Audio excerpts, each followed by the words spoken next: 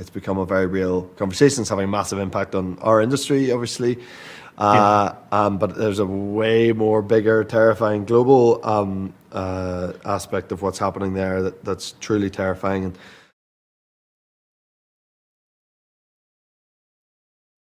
I think that, one of the lovely things about cinema is that it of course it entertains and has spectacle and great set pieces and action and, and that aspect of it, but it often reflects the kind of the social concerns of the moment as well, and that's kind of the aligning thematics of the movie. And that was certainly something that was one of the kind of the big appeals to me when I first became involved in the film, probably about 3 years ago now. But in that time that we've been working on the movie, it's really kind of changed even in just that 3 years. And obviously, now is a particular moment of conversation.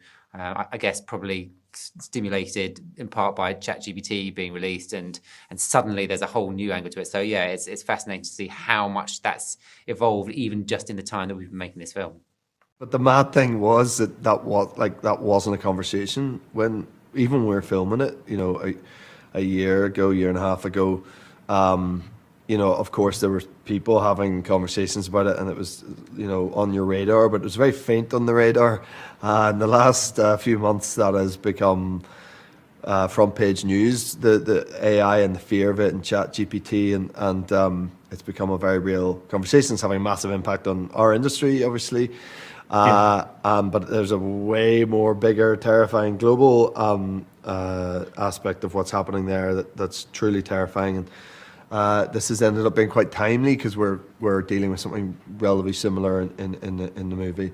And but yeah, it was a strange thing where that wasn't what we were talking about when we were shooting it, because it just wasn't at the forefront of our minds. But it's funny how that's worked out.